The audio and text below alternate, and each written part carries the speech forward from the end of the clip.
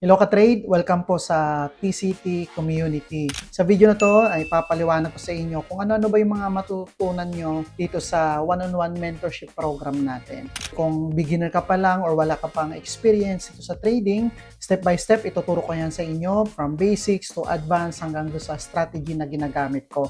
At kung ikaw naman ay may experience na at hanggang ngayon hindi ka pa rin consistent profitable, baka ito na yung secret ingredient na matagal mo nang hinahanap. So itong nakikita nyo sa screen, ito yung tinatawag nating trading view. So itong trading view, ito yung trading platform na kung saan dito natin makikita lahat ng klase ng financial instrument sa buong mundo dito sa trading industry. Katulad ng stocks, crypto, forex, futures, at marami pang iba. Sa one-on-one mentorship program, ituturo ko sa inyo or matututunan nyo kung paano nga babasahin itong mga candlesticks na to, kung paano mag-analyze ng market, paano basahin yung market structure gamit tong multi-time frame na to, itong nakikita nyo mga numbers na to dito sa taas, itong W, M, or 4 na yan, papaliwanag ko yan sa inyo. And then, itong tools na to, kung paano po yan ginagamit. And then, kung makikita nyo dito sa screen, ito may nakalagay dito na BEL or ito BEL, yan po yung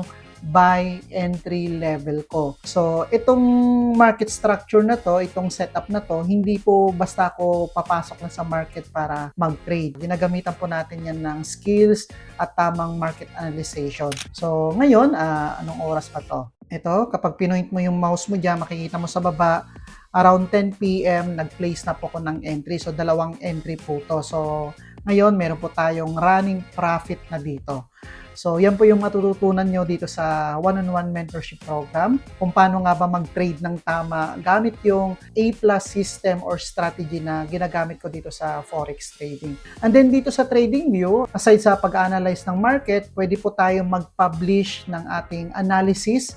Ito nakikita nyo sa corner na to, itong publish, para ma-post natin dito sa trading view yung analysis natin and then ma-check natin yung before and after ng trade setup natin para along the way, maaral natin kung ano ba yung reasons ba't na-loss yung trade natin, ano ba yung reasons kung bakit naging win or naging profitable yung strategy na ginagamit natin. Papakita ko sa inyo yung mga na-publish ko dito sa TradingView. So dito guys, kapag na-publish nyo na po yung analysis nyo o itong chart na to, hindi na po to ma-edit. So makikita nyo na lang dito yung play button at makikita nyo yung before and after.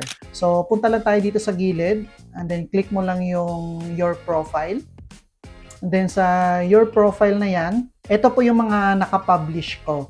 So pakita ko sa inyo yung pinublish ko last Friday and then nag-take profit tayo doon around 1:2.5.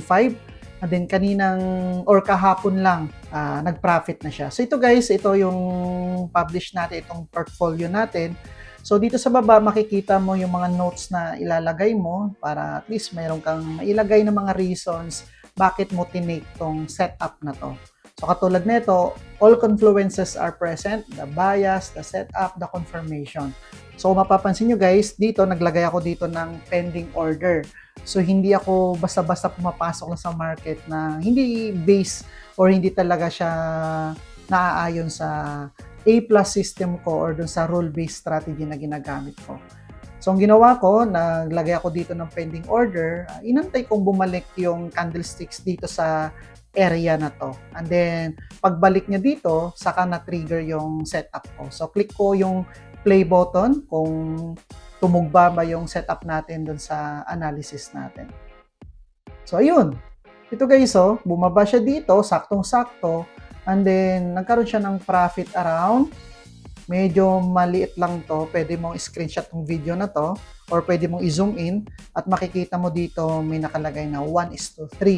So itong kulay dark na blue or green na to, ito yung risk natin na capital. At itong light green na sa taas na to, ito yung reward natin. So ibig sabihin, nag-risk ako ng 1, nag-profit ako ng around 3. Okay? Pero last Friday, nag-take profit na ako around dito. So mga ni-risk ko 1. So, yung naging reward ko around 2.5 po yung naging reward natin. So, itong setup na to guys, ito yung matututunan nyo sa one-on-one mentorship program natin kung paano nga ba i-plot itong setup na to, ano ba yung mga confluences bago tayo mag-place ng entry sa market. So hindi tayo naghahabol-habol ng trade, hindi po natin inaabangan minuminuto, oras-oras yung candlesticks. Kumbaga, mismong market na ang lalapit sa trade setup natin, katulad nito. So yan yung matututunan mo sa one-on-one mentorship program natin. And then, meron pa rin dito iba, katulad nito, JBP CHF. So, ang strategy na ginagamit natin is profitable siya talaga, lalo na sa pamatagalan, is 1:2. So, click lang din natin tong play. So, last 5 days ago, so nag-place tayo ng entry dito, and then click natin tong play button. At ayun, halos 1:3 din siya. So 1:2 pa lang, tinake profit na natin siya. Kasi tingnan nyo guys, kung hindi ko tinake profit yung 1:2 na yon, bumalik yung market.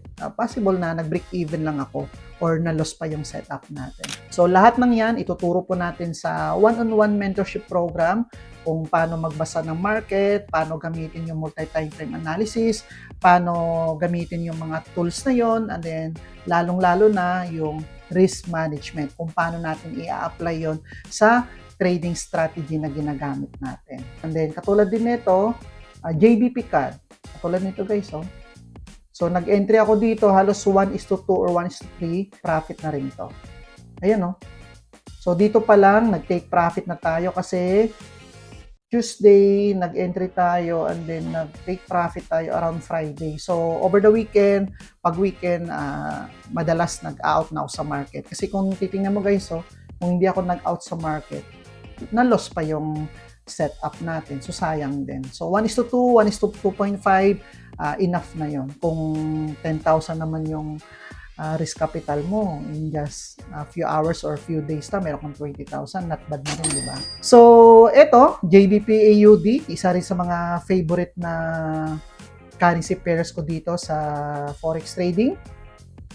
And then ito, nag-take tayo ng entry dito, and then 1:2 lang, nag-out na rin tayo sa market. So, nag-take tayo ng entry last Thursday, and then nag-take profit tayo Friday. And then, pagdating ng Sabado, Linggo, kasi sarado yung market, nag-out na tayo. And then, nag-abang na lang tayo ng panibagong setup pagdating ng Monday. So, ito guys, itong pinakita ko sa inyo na mga setups, hindi po yan hula-hula or pachamba lang. Ginagamitan po natin yan ng tamang skills, analysis, at kung paano basahin ng tama yung market structure at mga candlesticks na to. So kung interested ka, yung enrollment fee natin, yung details and inclusions, nandito po sa baba ng video na to. And then kung may mga clarifications ka pa at questions, message mo lang ako anytime. Pwede po tayo mag-video call, pwede rin po akong tumawag para mas clear po ang lahat bago kayo mag-start dito. So yan lang, at kita-kits po tayo soon mga ka-trade.